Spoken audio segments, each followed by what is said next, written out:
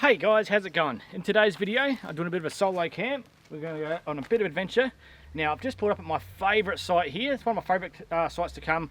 It's where it links onto Nilbuck Creek, a really beautiful creek we're going to go explore. But I arrived at this site and have a look what I found. I was absolutely horrified to find this. There's just rubbish absolutely everywhere. This is such a beautiful camp spot normally. This just breaks my heart. Why do people do this? There's just no need for it. I just don't get it at all. There's just rubbish absolutely everywhere. It looks like this is absolutely abandoned. Oh, it really gets to me.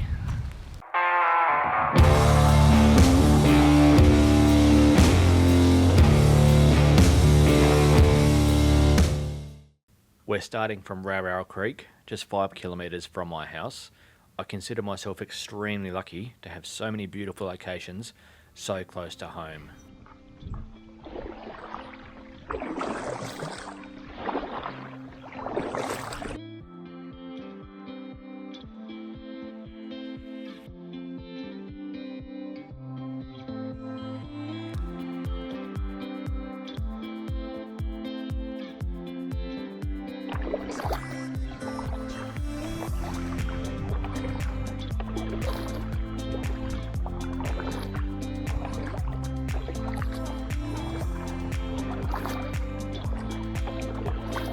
So we've just entered Nilbuck Creek and now we can start this beautiful journey.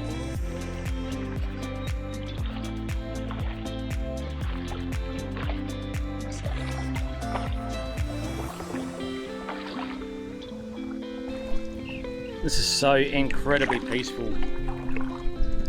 All you hear is the birds, a little bit of wind, nothing else. Did you add this to your bucket list? What do you think of the creek so far?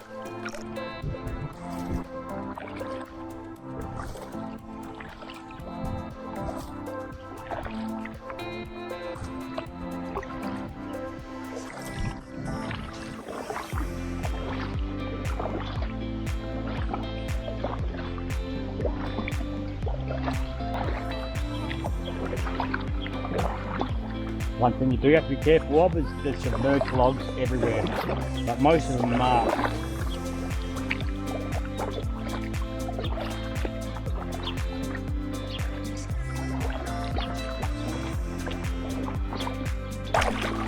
Now, to be honest, I haven't used the kayak in I'd say about a year. Since we got the boat, I haven't done a lot of kayaking, but it's something I've really missed. And watching Seek Adventures return video the other day just inspired me to get back out here and just enjoy it again. Nothing beats it. A boat just isn't the same. It's just so quiet and tranquil in a kayak.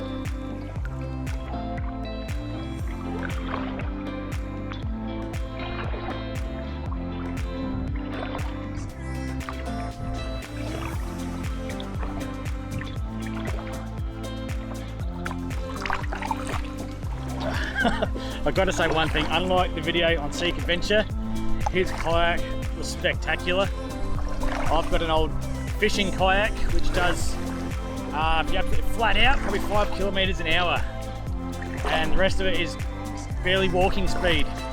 So there's no way I could have done the 12 k's that he did. This creek is about probably 5 k's long at the most. And yeah, then I've got to go all the way back along it as well. And it wears you out. These kayaks get you hit nowhere at all. One thing you do have to be careful of here, especially in the summertime though, snakes. Last time we were here, we seen one swimming in the water right next to us. Luckily it didn't come for us, went up towards the bank, scared it off. But yeah, in a boat you got a bit of protection. In a kayak, I've heard so many stories of them climbing up into kayaks. That would scare the shit out of me.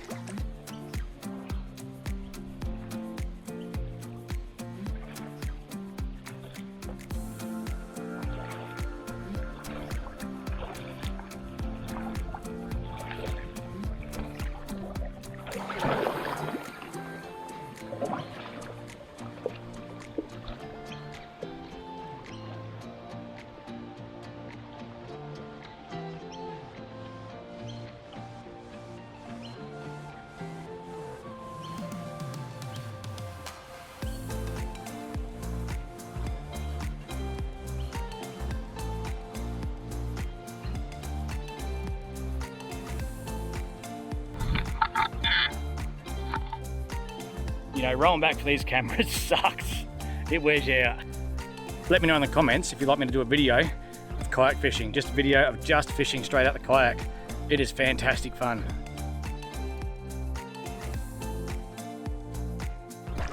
And we have arrived right at the end.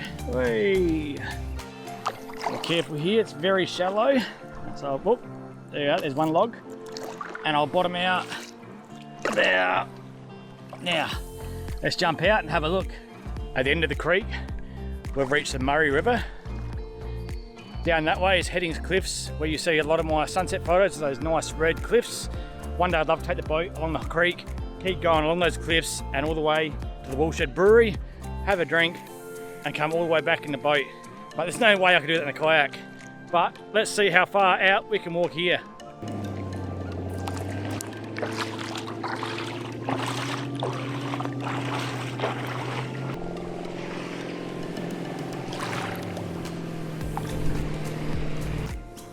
Now about 20 metres out, and as you can see, it's only just at my ankles now. Nice huge sandbar here.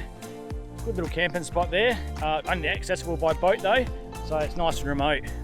If only I had the boat. Someone was nice enough to leave all this firewood here. There's no way I can fit it in the kayak. Oh well, charcoal it is tonight. Now that you've seen the length of the Nellbuck Creek, would you believe they actually race here every year in the Dinghy Derby? Those guys are mad, crazy. When you see the speeds they fly through here, oh, it's unbelievable.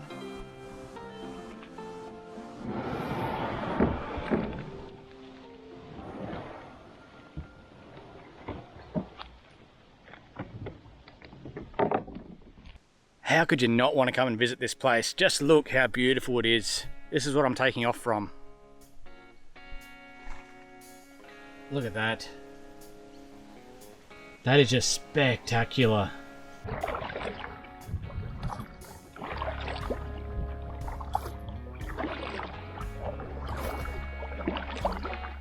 The good thing about cruising along here, majority of the time, because there's so many trees around you, you're out of the wind. You don't even hear it, it's just beautiful.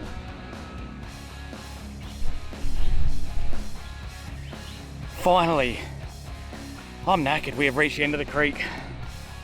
You'd think I'd be hanging out for water. I probably only had, I don't know, 300 mils of water this whole trip. I'm actually really hanging out for beer. I can't wait to have one.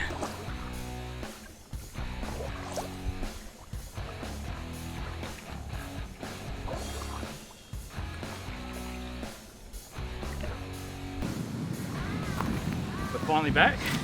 I left here just after 2 o'clock and it's now gone 6 o'clock, so 4 hours kayaking. I am absolutely knackered.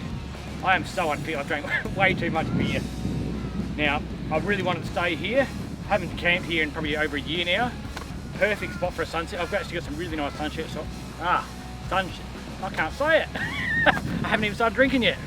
Sunset shots right here.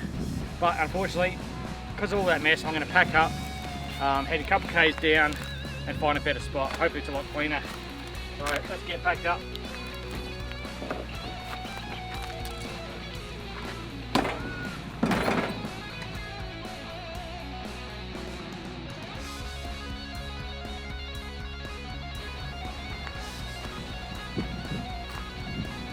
What do you think of this spot?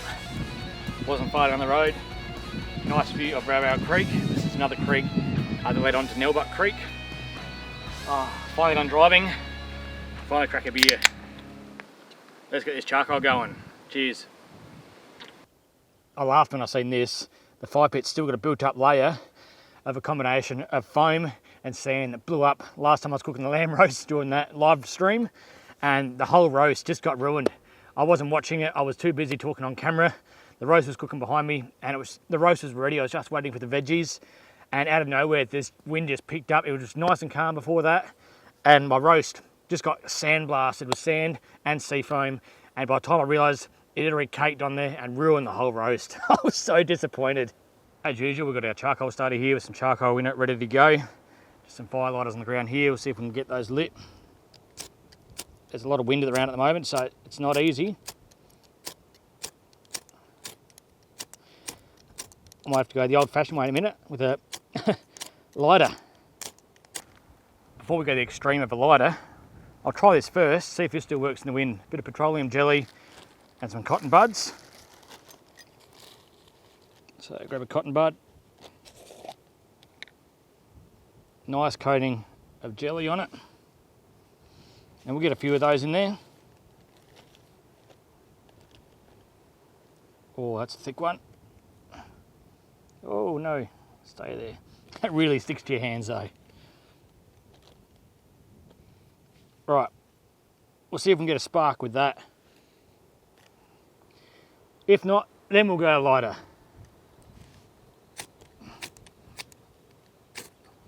Quite often this works. There you go. Straight away. Better than firelighters. All right, get this cranking. While we're waiting for the charcoal to heat up, we'll set up camp now. Always a good idea to set up camp before you start drinking too much.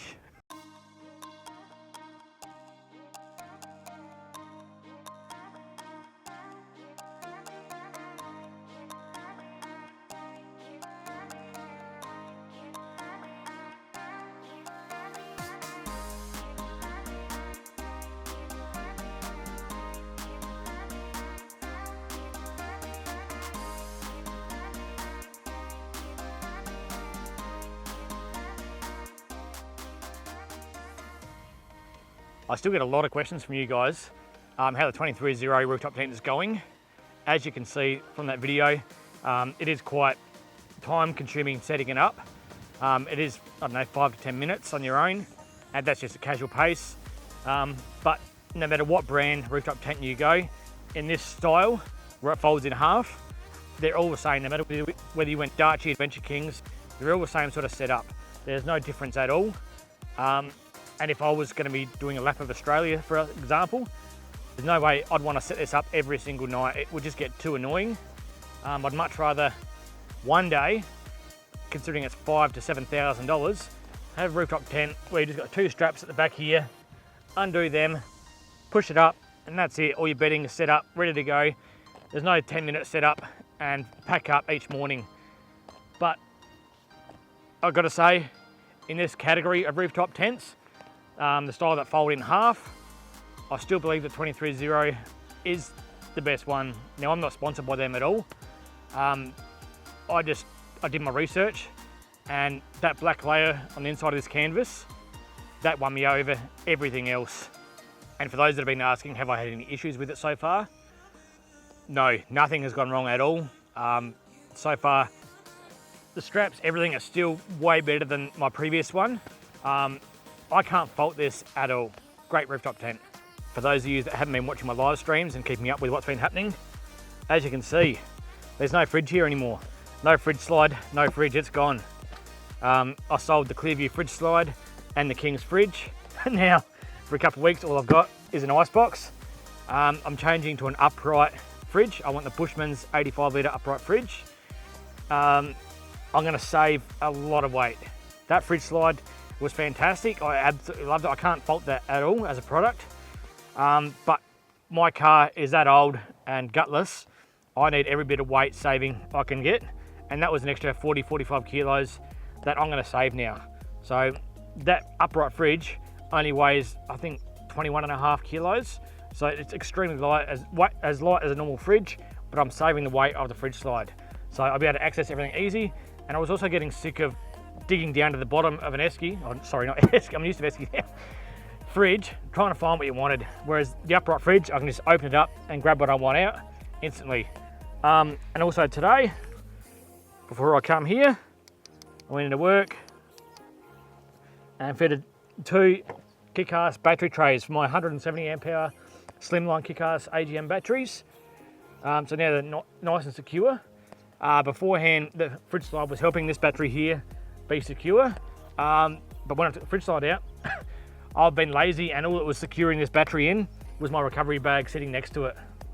Also, I had my 1200 watt kick-ass inverter just here as well, but this battery tray was a little bit taller than battery, so it didn't fit anymore, so I've had to relocate the inverter over the other side. Oh, that charcoal's looking beautiful now. Right, let's get it in. Now, we're not doing a rotisserie tonight. And try something else. In my bag of tricks here somewhere. I should have, right down the bottom. Oh, of course I don't want to come out. Poles here. So connect those there.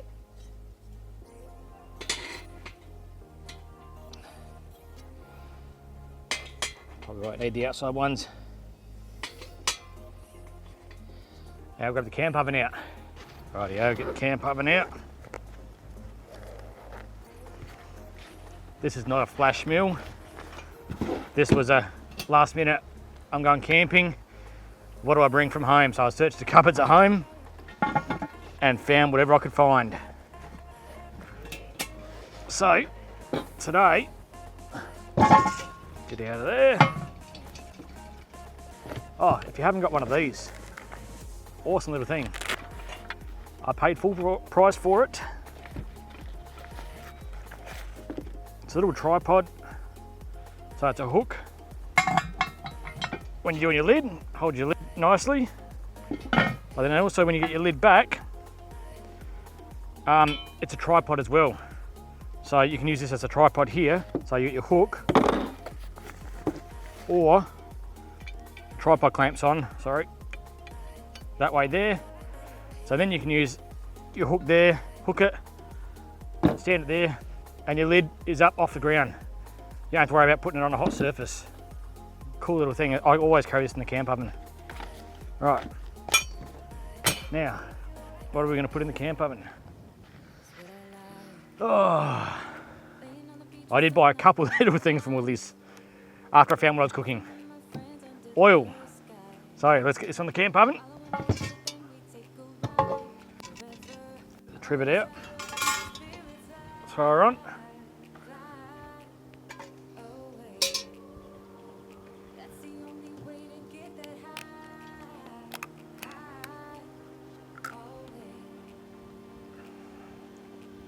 Oil in there.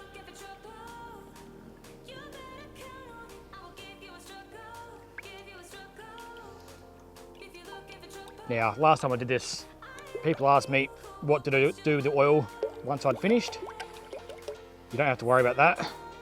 I put it all back in the container and took it home and reused it. That should do. Got about 2 litres in there.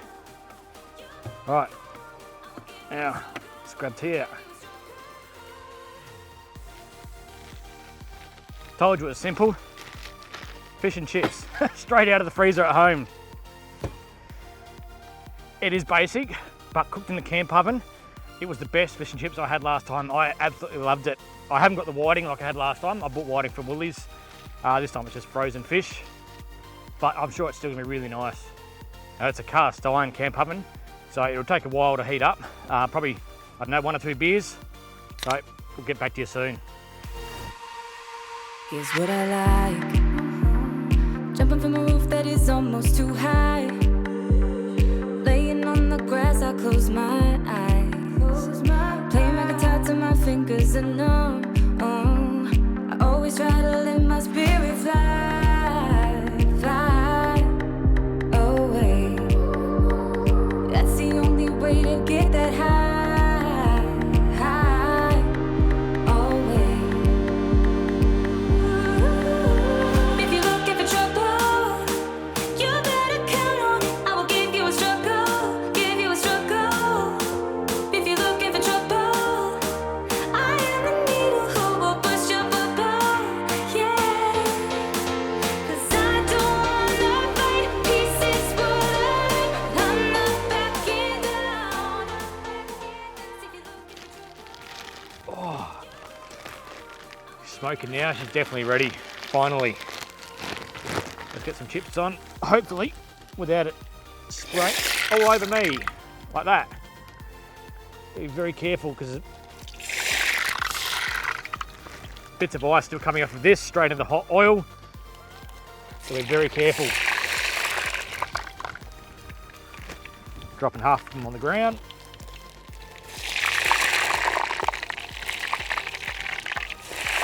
Whoa, that's a lot. Now, Wow. She got very hot. They won't take long at all. Get my 2 fish in there. Couple minutes, they'll be done. Sorry guys, my microphone died here, so I'm standing here talking like an absolute idiot with no audio at all, but the chips were delicious. Solo camping. Have you ever tried it? Don't be put off. As long as you're prepared, with first aid kit, your vehicle's capable, you've got plenty of supplies, you've told someone where you're going, and you're prepared for it. Solo is great. I did it before I had a partner. I did it for years. Don't get me wrong, I love when my partner comes out. My partner comes out 3/4 of the time with me. But when she has to work, I don't let that hold me back. I still want to get out there, and I'll come out here by myself. It's so peaceful. Just looking up these stars, sitting by a fire. Nothing beats it. I'm not going to stay home on a weekend when I could be doing this.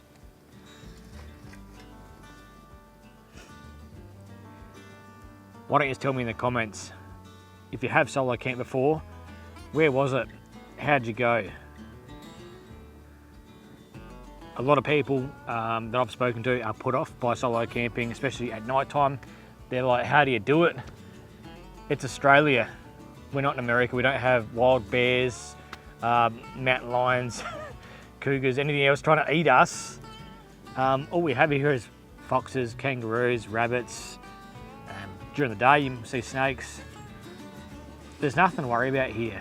It's just you and the wilderness. Also let me know in the comments if you're enjoying this style of video, if you want me to do more of it, travel more places around Riverland, find new campsites. Like I said, if you want me to go kayak fishing or anything else, let me know what you guys want me to do and I'll do it. I could just stare at this fire for hours. It's absolutely mesmerising. Love a campfire. Well, I really hope you have enjoyed this video, guys. Like I said, let me know if you want to see more of it. If you liked the video, leave a like. If you haven't already, consider subscribing to my channel. But thanks for watching the video, guys. Time for me to kick back, have a few more drinks, and just sit here watching this fire and looking up at these beautiful stars. All right, catch us on the next video, guys. Cheers.